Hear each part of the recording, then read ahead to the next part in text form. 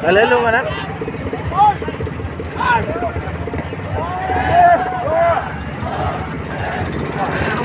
ไปเลย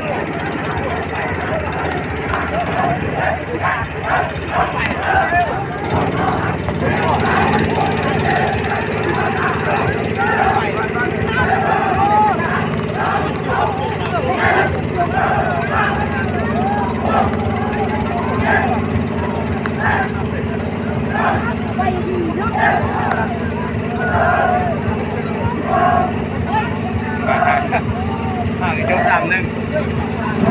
เด็กเลยมาแล้วไม่ทันเราเนี่ยแล้วค่อยมาดู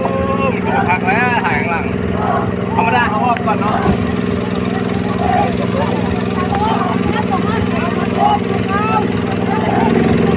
ถ้าแก้ยาวไป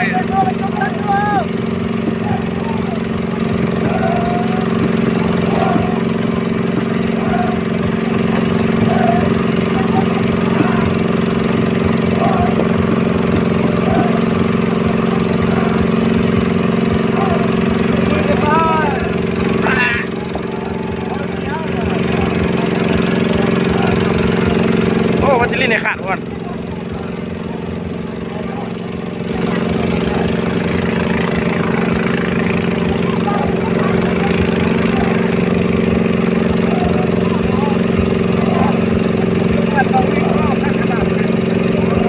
บอกกับเจ้าท่าเลยไล่ตัวก็หันเลยนะเบาๆนะ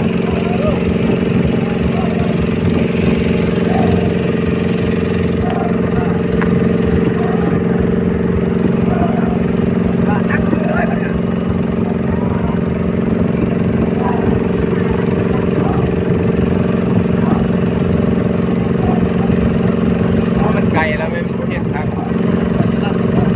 อันนี้นำแล้วเจ้านำแก้ขาดแล้วไม่ได้แล้วเม็ดต่อดีกว่าอันเดียวเต็งครึ่งลำแล้วเด้อกับบรรจุม